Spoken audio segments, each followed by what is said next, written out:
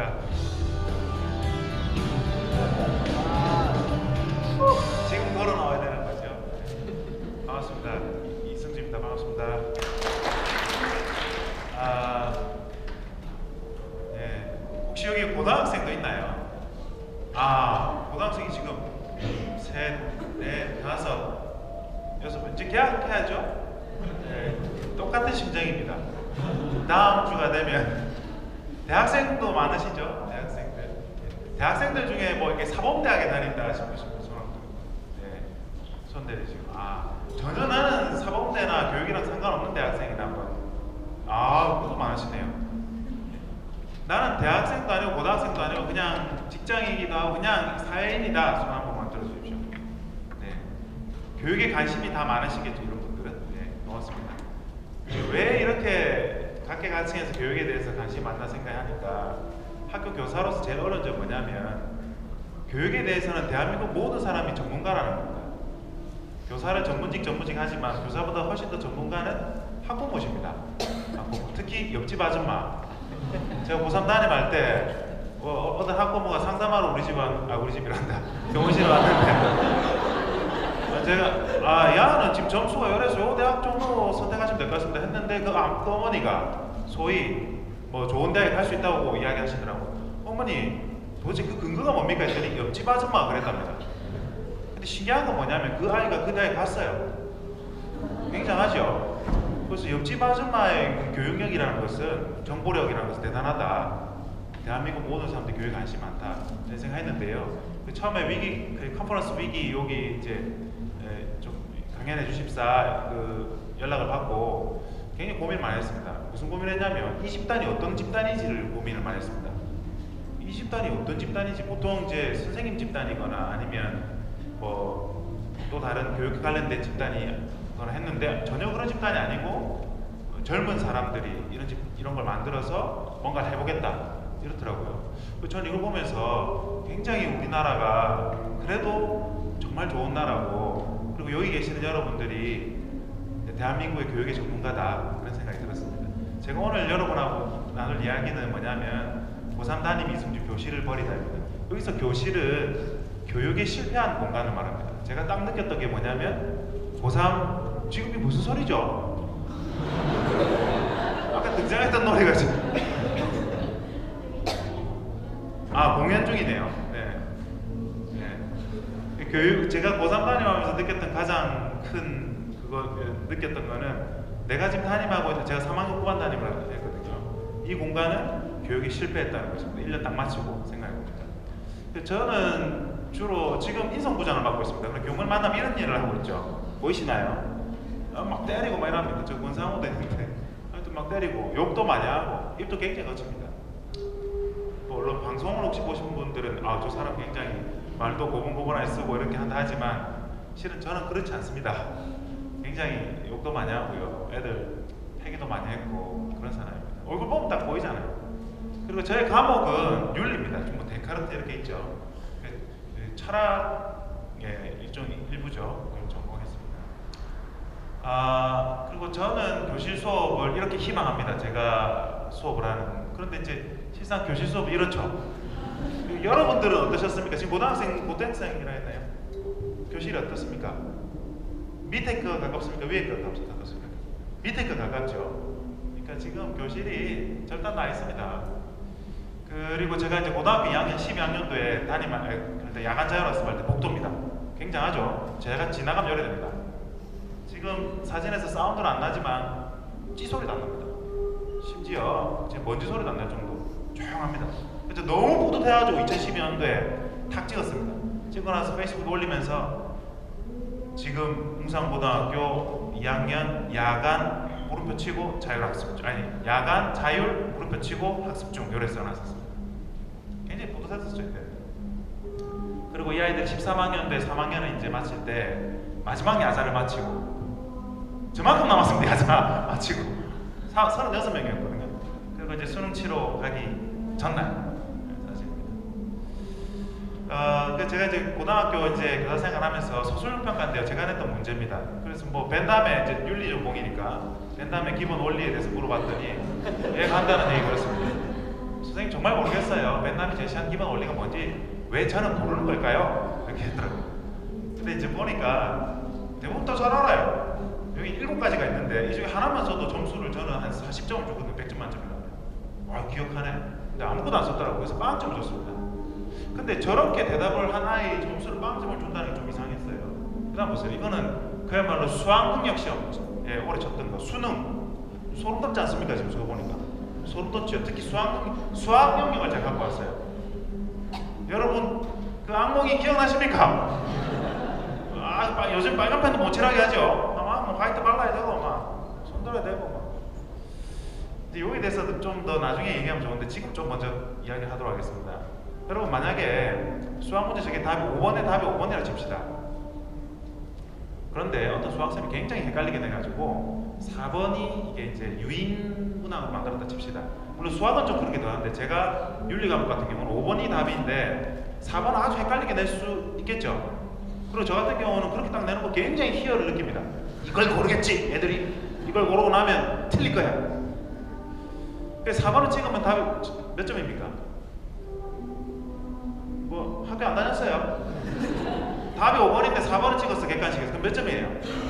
예? 빵점을 썼습니다. 0점이라고 하죠. 0점입니다. 근데 5번을 찍으면 이제 뭐 2점, 2.5점 이래 맞는데 근데 얘가 과연 0점일까요? 5번인가 4번이 헷갈렸어. 근데 4번을 찍었는데 얘가 0점 처리됐어. 이게 과연 0점일까요? 이 아이가? 이런 심각한 고민들이 저한테 있었어요. 제가 고산 담임 아까 전에 그 애들 상담할 때 좀 이야기 들었는데 제 패턴이 이랬습니다. 선생님 저는 무엇을 하고 싶어요. 애들은 다 이랬습니다. 무슨 대학에 가고 싶어요 이런 것도 있지만 저는 뭐를 하고 싶어요. 진짜 진로 고민하는 거죠. 그럼 이제 저는 뭐랍니까? 일단 네 성적을 보자 이거죠. 네 성적을 보자. 다 겪으셨죠? 지금 겪고 있죠 고등학생. 그리고 성적이 이러니까 일단 요 대학에 가자. 니하고 좀 안 맞아도. 그리고 전과해라. 전과해라. 책임질 수 없는 이야기를 고3 담임 합니다. 네가 하고 싶은 거는 네가 하고 싶은 거 대학 가서 해. 얼마든지 할 수 있어. 선생님 저는 음악을 하고 싶습니다. 그래 음악 해. 대학 가서 동아리 하면 돼. 뭐 장학금도 받아야지. 그래 뭐 대학이 요즘에 1, 20만 원 하는 것도 아니고 네가 세상을 잘 몰라서 그래. 우리나라는 누가 뭐라고 해도 좋은 대학을 나와야 사람 취급을 해줘. 제가 진짜 썼던 말입니다. 좋은 대학을 안 나오면 사람 취급을 여러분 저기 한국어 잘 못 알아듣습니까? 사람 취급을 안 한다는 거죠. 안 한다도 되고 못 한다도 됩니다. 선생님이 이 점이 너무 마음이 아프지만 어쩔 수 없잖니? 이렇게 막 설득합니다. 그럼에도 불구하고 아이가 나는 그래도 내가 하고 싶은 거 해야겠어요. 그러면 이제 뭐라고 하죠? 그래 네 마음대로 해라. 네 마음대로 해라. 잘 되는가 보자. 이런 일을. 근데 이러한 어떤 그 교사, 그러니까 저의 이야기죠. 이런 교사의 가장 기본적인 전제가 있습니다. 우리 내면에 흐르고 있는 전제가 뭐냐면 좋은 대학에 가면 좋은 직장을 구할 수 있을 것이다. 그렇죠? 여러분 다들 솔직히 말해서 좋은 대학 다니잖아요. 좋은 대학 가고 싶잖아요. 좋은 대학 가면 좋은 직장을 잡을 것이다. 그리고 그보다 더 근본적인 건 뭘까요? 좋은 직장을 잡으면 예쁜 여자를 만날 것이다. 혹은 멋있는 남자를 만날 것이다. 그리고 행복하게 잘 살 것이다. 아이도 잘 놓고. 이게 기본 전제입니다. 이 전제가 말이 안 된다는 거 여러분 아시죠? 아시는데 왜 그렇게 하십니까? 아시는데 왜 대학에 가셨죠? 아시는데 왜 수능 공부를 하십니까? 수능 공부합니까? 그러니까 지금 요 대학에서 좋은 대학 가면 요 길로 가는 게 자연스럽게 좋은 대학이 필요 충분 조건이 된다. 불가능하다는 건 여러분 잘 아실 겁니다. 이게 또 여기로 간다. 불가능한 필요 조건 충분히 맞지 않습니다. 근데 우리는 이렇게 하고 있는 거죠. 특히 누가? 학교 선생님들이 누가? 여러분하고 같이 살고 있는 그분들이. 그래서 설득하기 제일 힘듭니다. 그래서 어떤 책에서 이래 놨더라고요. 이거 보세요. 그럼 우리는 이제 그런 좋은 대학이라는 과정을 밟아요. 좋은 대학 과정을 밟아서 초등학교, 중학교, 고등학교 이제 군의가 나눠지잖아요. 경상계열이 가요. 경상계열은 잘 되면 이제 CEO 됩니다. CEO, 치프 그다음 뭐죠? E는 뭐죠? 아무튼 그런 거 있어요. 그런데 어쩌니까 경제 사정으로 인해서 자기 의도와는 전혀 다르게 부도를 맞습니다. 그래서 저 겨우 제기하면 뭘 하죠? 치킨집을 합니다. 백수는 아사고, 여러분 아사가 뭔지 아시죠? 굶어서 죽는 겁니다. 여러분 굶어서 죽는다는 걸 잘 이해를 못 하실 거예요. 왜냐하면 너무 잘 먹으니까 지금도 다 먹고 있잖아요. 굶어서 죽는 게 여러분 최고의 형벌 중에 중국에서 최고의 형벌 중에 능지처참 있잖아요.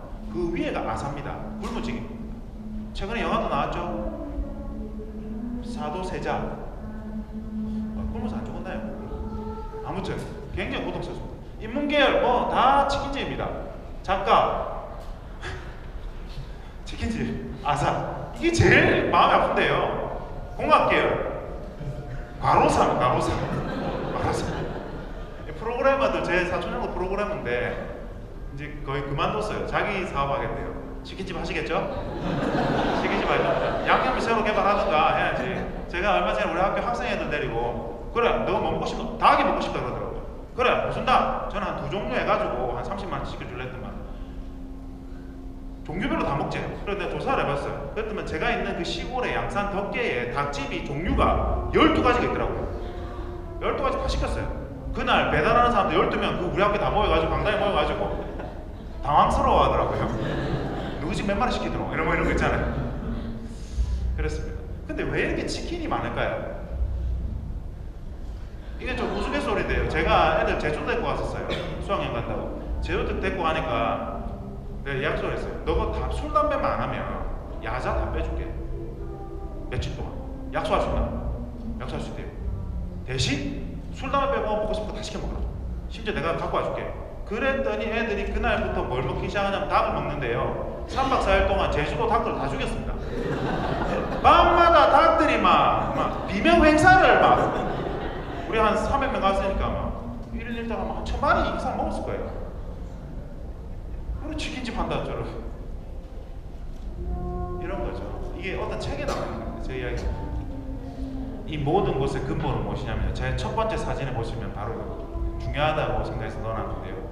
이겁니다. 학교에서도 그렇고요. 우리 사회도 그렇고요. 모든 아이들에게 오직 길을 하나만 제시합니다. 요렇게 요 길로 달려가라. 그러면은 좋은 대학 갈 것이고 좋은 직장을 얻을 것이고 그러면 결혼도 잘하고 행복하게 잘 살 수 있을 것이다. 근데 저 길 끝에는 뭐가 있습니까? 치킨집이 있습니다. 치킨집이 있습니다. 여러분 저 사람 보이십니까? 저 2명의 사람이 있는데 보이시나요? 조그맣게. 저 길 아니면 뛰어내리면은 죽습니다. 다른 길이 없는 거예요. 원웨이 트랙인 거죠. 이게 지금 그거의 가장 핵심적인 역할을 하고 있는 것이 바로 평가랍니다. 제가 볼 때. 굉장합니다. 시민청정을 처음 왔는데 굉장합니다. 예, 여러분 근데 이 원웨이 트랙을 가장 제일 제시를 잘하고 이걸 가지고 굉장히 열심히 하고 있는 국가가 있습니다. 그게 바로 중국인데요. 한번 보세요. 이 교실입니다. 가오카오라는 중국의 수능 시험이 있는데요. 그걸 준비하는 고등학교 교실입니다. 저 위에 뭐가 달려있죠? 이게 다 까만데. 저 위에 뭐가 달려있습니까? 예? 예, 링거 맞습니다. 제가 이걸 사진 어디 저 경상도 가서 보여주니까 아들은 링게로 일하더라고요. 링게로 일하더라고요. 무슨 링겐도 아니고 발음 역시 서울분들이라 링거. 네, 괜찮네요. 링거 달려있습니다. 저거 영양제랍니다. 저거 맞아가면서 공부합니다. 중국 사람들. 중국 사람들하고 원웨이 트랙에서 경쟁하면 이길 수 있을 것 같습니까? 책 보십시오. 저기 지금 쌓여있는 거. 저거 다 외운답니다. 중국어로 냈으니까 더 얼마나 어렵겠습니까? 이 보세요. 아들, 중국어도 공부하는 거. 혹시 중국 사람 계십니까? 중국에서 오신 분 계십니까? 아니 저는 이거 중국어를 비하하거나 폄하하는 것이 아니고 이렇게 열심히 한다는 걸 보여드리려고. 중국 사람 혹시 계시면 상처받으시지 마시기 바랍니다. 혹시 책 읽다가 자세 삐뚤어질까봐 저 돼가지고 저렇게 공부시키는 거예요. 거기도 못 숙입니다.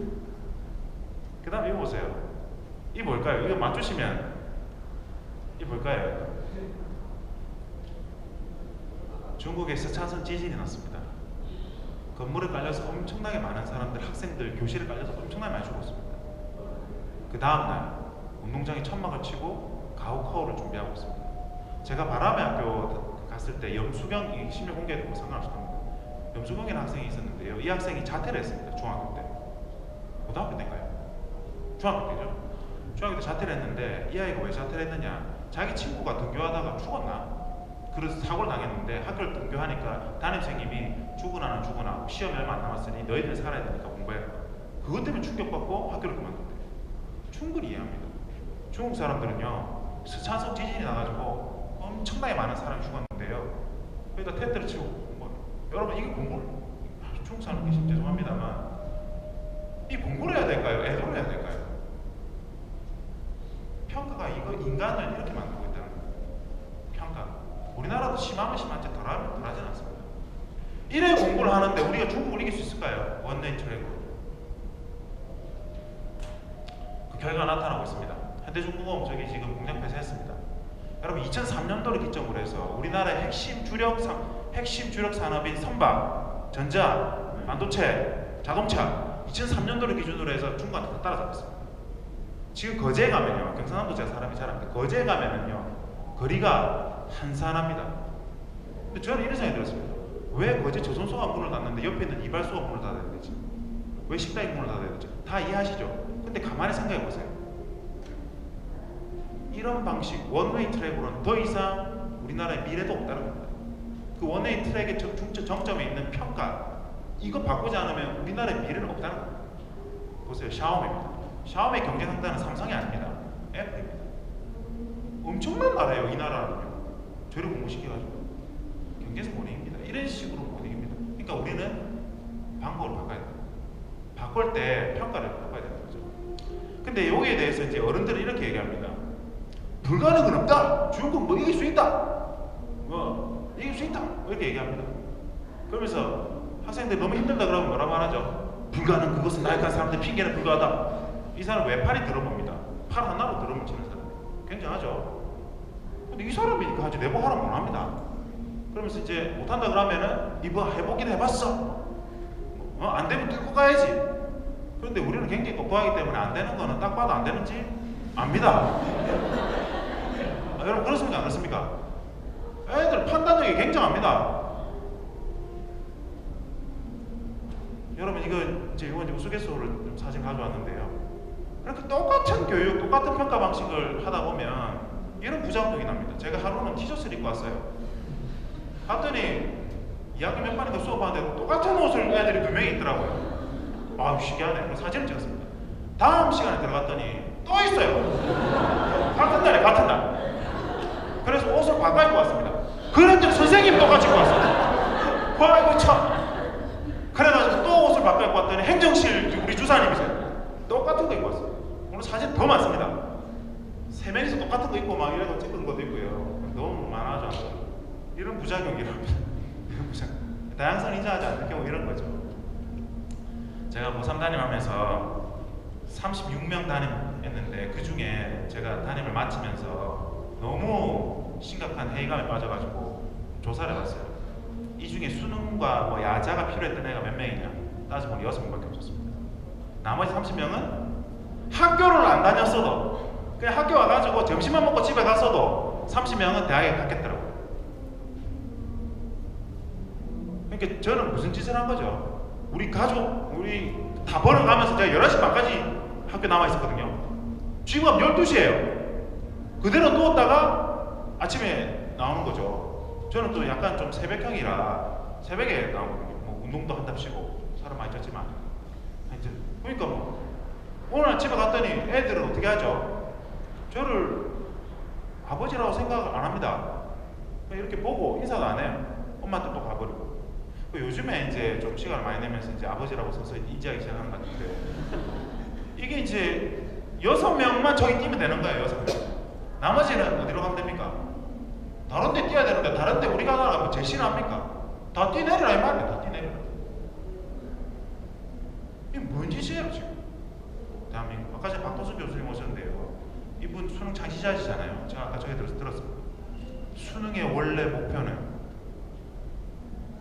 뭐라 하셨다 까먹고 당황하니까 수능은 원래 이렇게 절대적인 평가 기준으로 사용하면 안 된다고 만드셨대요. 그 얘기 듣고는 심장이 확 뛰더라고요.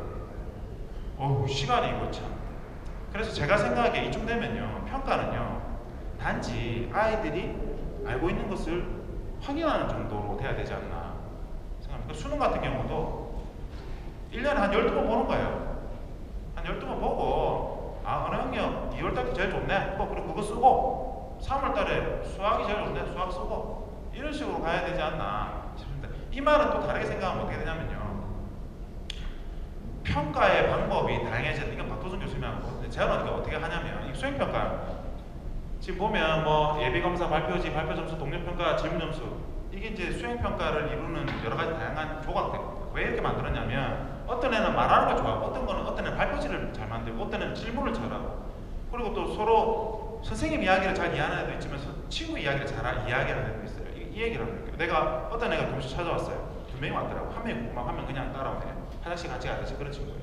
얘가 뭘 저한테 질문해서 설명을 3번 했습니다. 못 알아듣더라고요. 와, 부모자가 네가 좀 설명해봐. 그러니까 얘가 설명해줘. 근데 내가 보니까 얘는 내가 했던 말을 똑같이 반복해요. 근데 이 아이 반응은 그냥 그 말이야. 근데 제가 그걸 보고 너희 지금 나하고 좀 장난치나 지금. 아무튼 아이들이 이렇게 다르다는 거예요. 그렇다는 거죠. 예. 이제 바람의 학교 좀 잠깐 얘기할게요. 제가 이제 평가에 대해서 평가가 또 어떤 문제점 가져다 주는지에 대해서 말씀드리려고 하다가 제가 바람의 학교에서 저는 개인적으로 다 이제 뭐 공과적으로 하지 않았지만 저 개인적으로 뭘 하고 싶었냐면 아이들로 하여금 왜라고 생각하게끔 만들 수 있었으면 좋겠다고 생각했어요. 왜라고. 바람의 학교에 온 아이들은요 다 어디 있는 아이들이냐면요 이 트랙 위에 없는 애들입니다. 다 뭐 이 난간에 매달려 있거나 뛰내리거든요. 벌써 그런 친구들이에요. 이런 아이들에게는 그 트랙만이 전체가 아니다. 그러니까 네가 왜 트랙에서 뛰어야 되는지 왜라고 생각하게 해준다면 다른 트랙을 발견할 수 있을 것이다. 그렇게 생각한 거죠. 그래서 이렇게 교육했어요. 예를 들면 이런 거죠. 여러분 사회 시간에 배웠을 겁니다.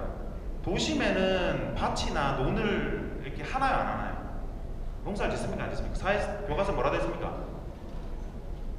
여러분 한국어 어렵습니까? 다시 경상도 말이 어렵습니다. 여러분 학교에 가서 사회 시간에 배웠을 때 논이나 밭은 도시 한복판에 특히 땅값이 엄청 비싼 지역에는 안 한다라고 나와 있죠. 시험 문제도 나옵니다. 어디 논이나 밭을 하느냐? 도심 지금 틀리는 거예요. 그런데요, 이 강남입니다. 강남. 한 평에 10억 하는데, 10억이 아니고 1억 하는데 10평의 텃밭이 있더라고요. 제가 확인하고 사진 찍어 왔습니다. 여기에서 나오는 주로 이제 상추를 심어 드시는데 여기 나오는 상추 이름이 억상추입니다. 억상추. 한 장에 뭐 몇천만 원씩 한다고 해가지고 있어요. 그러니까 이런 왜라는 질문을 해야 되는 겁니다. 근데 지금 평가 사항에서는 절대 왜라고 질문하지 않습니다. 이거 보세요. 이거 아시죠? 오바마 우리 대통령, 우리는 아니고 아무튼 미국 대통령 오셨을 때 질문하세요 그랬더니 한국 기자에게, 여기 한국에서 개최한 회의니까 먼저 한국 기자들에게 질문 기회를 드리겠습니다. 질문하세요.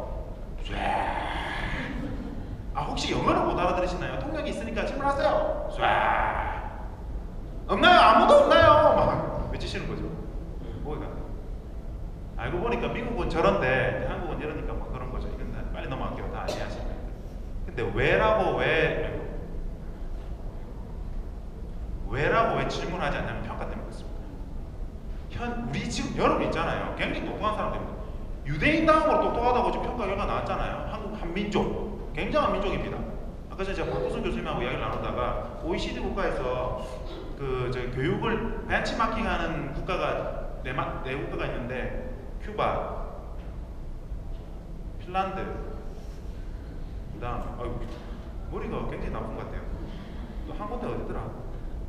아무튼 어디 있고 그다음 대한민국 있답니다. 그만큼 똑똑한 나라예요. 그러니까 애들이 지금 평가 시스템에서는 왜라고 질문해봤자 이건 너무 비효율적이다 라는 거죠. 질문 안 하는 거죠. 그런데 교실을 뭐라고 만듭니까? 질문의 교실로 만들어라. 서울시에서 그렇게 하고 서울교육청에서 그렇게 하고 있죠. 그리고 왜라고 질문할 수 있도록 만들어. 평가를 먼저 바꿔야 돼요. 평가. 여기서는 왜라고 물을 필요가 없습니다. 무조건 빨리 뛰어야 됩니다. 무조건 빨리 뛰어야 됩니다. 그러니까 이 트랙에서 애들이 할 수 있는 것도 없는 거예요. 교육 방법도 없고요.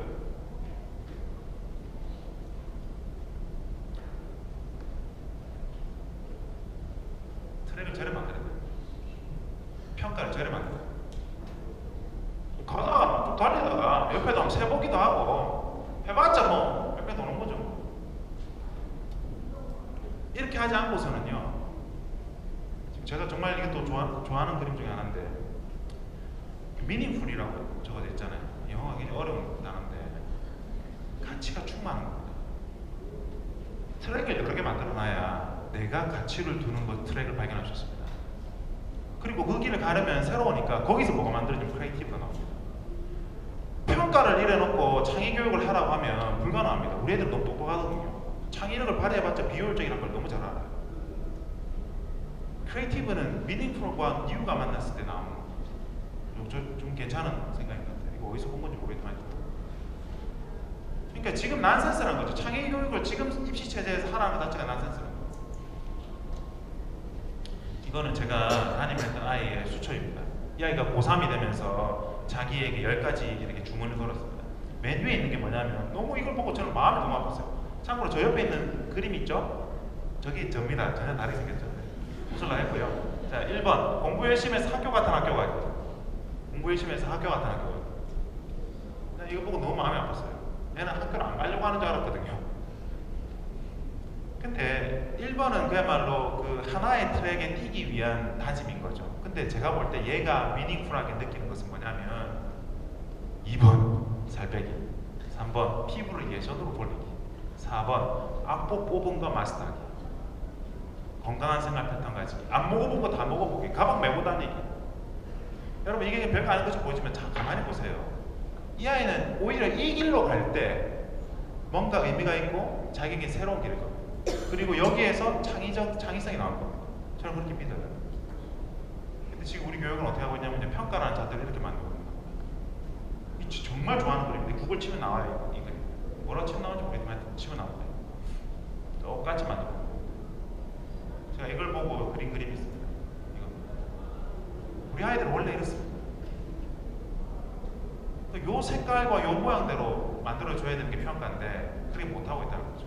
더 사실 하고 싶은 말이 많은데 시간이 많이 없어서. 근데 지금 여기 그림에서 제일 중요한 그림이 뭐냐면 저 빨간 줄입니다. 저 빨간 줄이 학교입니다.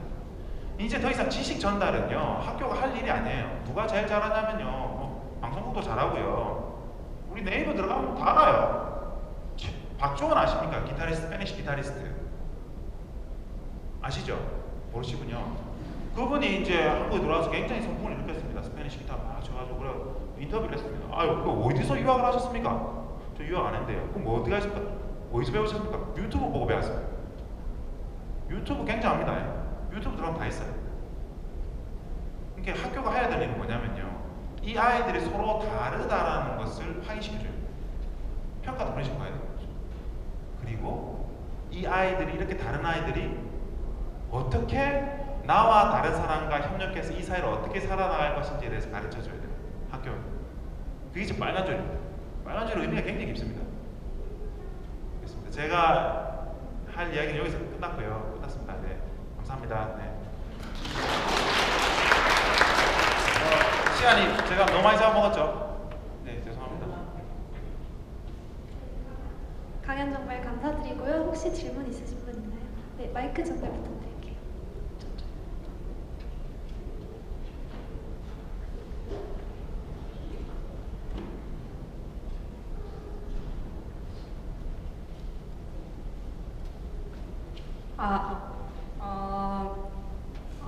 아까 계속 하신 얘기가 다양성을 추구하고 다양한 평가를 해야 하고 서로 협력을 해야 한다. 우리는 다양한 평가를 해서 서로 다른 점을 인정해주고 학생을 존중해줘야 한다고 하셨는데 그게 첫 번째 약간 문제 제기가 샤오미가 우리 애플을 목표로 애플을 따라잡으려고 하고 있고 우리는 2003년 이후로 다 중국이 우리를 다 따라잡았다고 하셨는데 그럼 이렇게 다양성을 추구하고 다양한 평가를 하고 이런 학교를 만드는 것이 그런 국제적인 면에서 경쟁에서 이기기 위해서 이렇게 하는 것입니까? 예, 그러니까 이제 경쟁은 불가피해요. 어차피 살아남으려면. 근데 경쟁을 이기려면 똑같은 트랙에서 뛰지 말고 다른 트랙에서 뛰어서 좀 더 다른 부분들을 확장시키자는 거죠.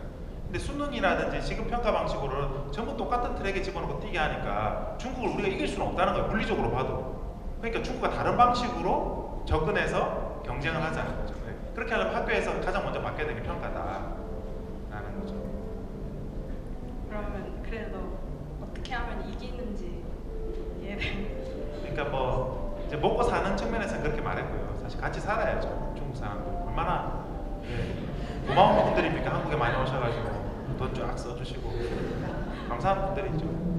네, 알겠습니다. 그러니까 경쟁적인 측면에서만 볼 때는 이렇게 말씀드릴 수 있다는 거예요. 근데 자꾸 그런 경쟁으로 지금 몰아가니까 이런 경쟁으로는 더 이상 게임이 안 된다는 걸 말씀드리고 싶어서 말씀드린 거예요. 네. 그렇습니다. 또 질문 있으신가요? 네, 질문 하나만 더 받아볼까요? 네. 네. 이제 저는 이제 최치원이라고 하고요.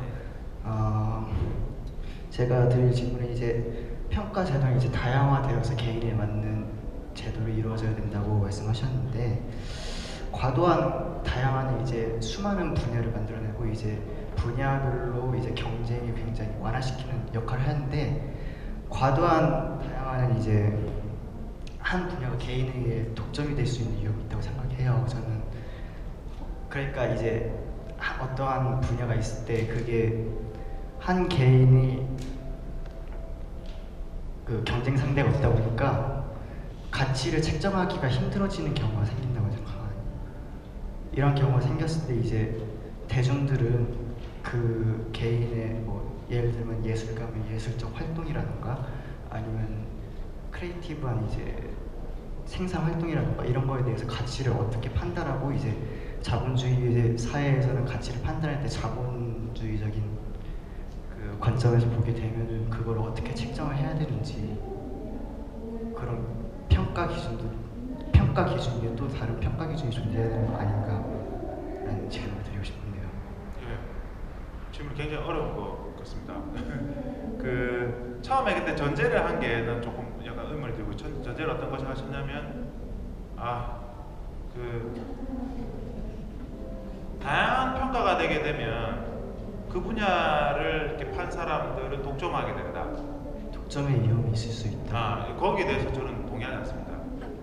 동의하지 않습니다. 그 다양한 근거를 대려면 물론 지금 생각 좀 해야 되겠지만 그거는 조금 약간 연관성이 없는 것 같아요. 다양한 분야에 대해서 사람들이 퍼져나가면 그 한 분야에 있는 사람은 그 분야를 독점하게 된다. 그거는 조금 근데 그런 개념이 이미 존재하잖아요. 갈라파고스화라는 게 이제 개인이 자기가 추구하는 자기의 고집대로의 개념만 추구를 했을 때 이거를 어떻게 가치를 책정해야 되는지에 대한 문제는 충분히 일어나고 있거든요, 사회에서. 다양성의 가장 기본적인 전제는 뭐냐면 관용입니다. 내가 너와 학교에서 이걸 말했죠. 내가 너와 다르다는 걸 인정한다는 것도 제일 중요한 관용입니다. 그리고 너도 충분한 그력에 대한 가치가 있다. 그러면 그걸 받아들이는 사람은 이게 이제 약간 어렵게 생각될 수도 있는데, 관용을 받는 사람은 관용을 또한 허락해야 되는 상황인 거죠. 그러니까 그 상황을 내가 독점한다기보다는 또 얼마든지 또 다른 아이디어를 받아들일 수도 있고 같이 공유할 수도 있고, 이게 기본적인 다양성의 개념이고요. 다양성의 개념이. 그런데 이 다양성을 가지고 내가 한 곳에 독점한다, 이거는 또 다른 어떤 전체주의나 일제주의를 만들어내는. 그러니까 이제 개인이 만들어낸 가치 같은 경우에는 이제 주관적인 가치가 될 수밖에 없는 거거든요. 근데 이거는 이제 공적인 가치로 변화를 했을 때 우리가 어떻게 평가를 해야 되는지에 대한 질문입니다. 네, 그 사실 그 평가는 아까 전에 그 박도희 교수님도 제가 동의하는 부분인데, 공정함과 굉장하네요. 공정성이 되게 중요하다 했잖아요. 어떤 그런 가치 잣대를 대느냐. 그거는 그러니까 한 공동체 내에서 어떤 잣대를 만드는 기준이 다 다를 것 같아요. 근데 그 선에서만 한정해야지 그걸 보편화시킨다는 것은 문제가 있을 것 같아요. 그러니까 그 주관성 있잖아요. 요즘에는 그 주관성이 이제 요즘에 사조가 이 단어가 자꾸 어렵게 되는데, 그러니까 인터 서브젝티브 개념이 아니고요. 인트라 서브젝티브, 상호주관성이라는 단어는 뭐냐면, 우리가 이 상황에서 이 기준을 잡자, 그리고 이 기준으로 평가를 하자는 허용할 수 있다는 거예요. 근데 그것이 제가 지금 문제가 있다는 건 뭐냐면, 모든 일률적으로 다 똑같이 각 문화, 각 사회, 각 성별에 상관없이 똑같이 만드는 것, 이것이 문제가 있다는 거예요. 그게 원트랙이라고 말씀드린 거고요. 근데 어쩔 수 없이 방금 말씀하신 기준 같은 것이 사회를 어떻게 살아가려면 필요하니까 그 공동체나 문화 내에서 기준을 만드는 것은 어떻게 보면 당연하죠. 인정해줘야 돼요. 그렇게 생각합니다. 이제 너무 어렵게 말씀 죄송해요. 네, 시간 관계상 질문 마무리하도록 하겠습니다. 네, 강연 정말 감사드립니다.